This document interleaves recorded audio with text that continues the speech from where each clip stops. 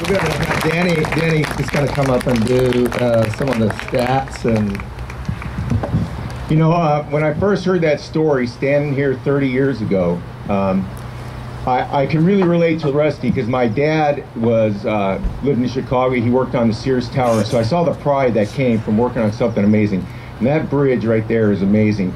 And the task that Rusty and his friends had was to build the tallest structure ever for a bridge, with the longest span, higher above the surface that had ever been done before, and to do it in this channel here, which is a mile wide, 500 feet deep, has winds of 60 miles an hour ripping through here. Now this morning at 4:30, it was kind of windy here, and I was thinking about those guys because I've got my Under Armour on and I'm very warm here. These guys wore canvas jeans with grease, was the way to protect themselves from the wind there. Now those towers are 742 feet tall, and at the time they were built, they were the biggest structure this side of the Mississippi. They remained the biggest structure in San Francisco until 1969, when the Transamerica building that's just peeking up over the top of the fog there became, and is still the third largest structure in the San Francisco itself. Those cables right there are have 80,000 miles of wire. That's enough wire to go around the world 3 times. But and it's 3 feet thick. But the amazing thing about it is it's not one cable. It's 27,572 individual strands of wire laid side by side, one by one, next to each other, and bound and compressed together. And that's what makes the cable even possible to be there, because it's 11,000 tons each. And we still couldn't put that up today as one piece of cable. But those individual strands working together give that bridge its flexibility, which is really where its strength is. Because if you, I've driven on this bridge in the high winds, 60-mile-an-hour winds, and you can actually see the roadway sway as you drive across the bridge and come back. And in the 50th anniversary, there were so many people on that bridge that that big hump right there was flat.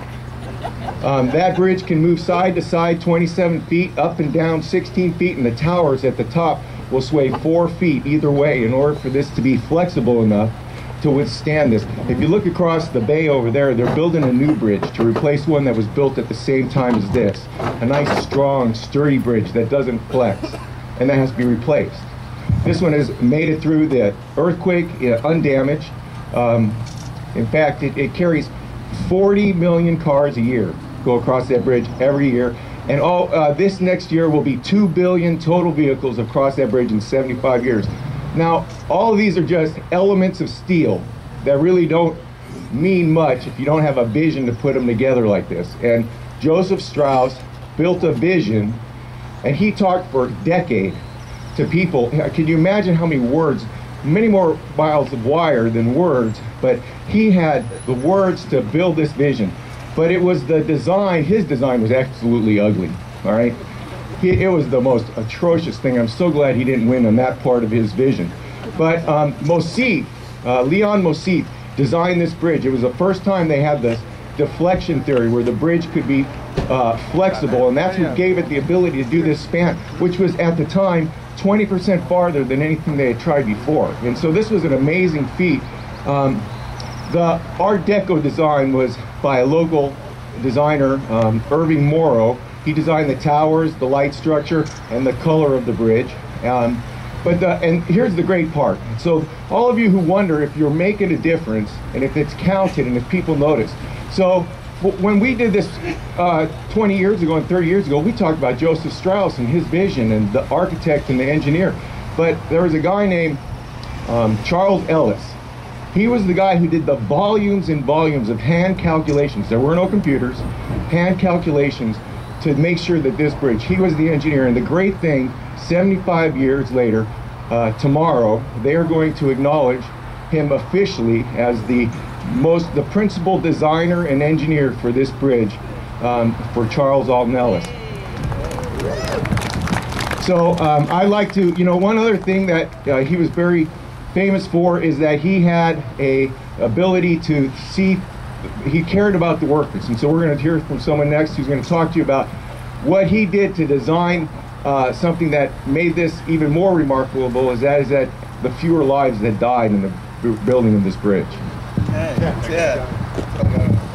Hi everybody, I'm Ted Galiano, and I'm a bit of a bridge fanatic. I think in line with this, the safety measures that were introduced, that were all novel at their time, also compared to the Oakland Bay Bridge, are amazing. Hard hats, when they were doing the Marin Tower, the lead poisoning, they had gas masks. They had a rule called no stunting, which means you know, no acting up. And then the biggest advance that was the safety net, the trapeze net that Strauss said had to be put in underneath the roadway as they built the roadway, and that saved 35 lives of a club called the Halfway to Hell Club, of guys that fell into this net and survived.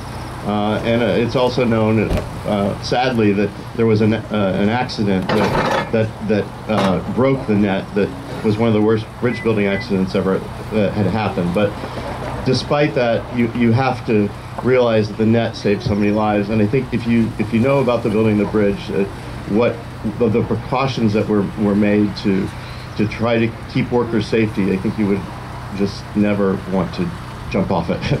So I have a poem. The other thing is Joseph Strauss was a poet, which most people don't know, and he wrote this poem. If I can find it. Okay. And I think it's good today.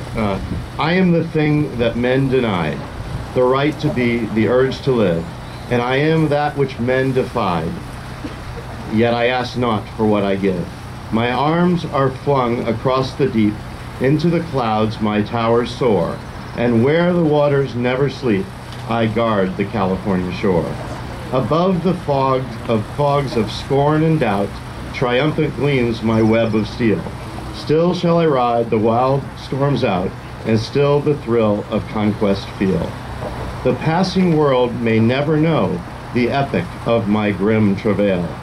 It matters not, nor friend or foe, my place to serve and none to fail. My being cradled in despair, now grown so wondrous fair and strong, and glorified beyond compare, rebukes the error and the wrong. Vast shafts of steel, water-battered pier, and all the splendor meant to be, wind-swept and free, these year on year shall chant my hymn of victory. So that was Joseph Strauss' poem that he wrote about the bridge just after it was completed. Thank you.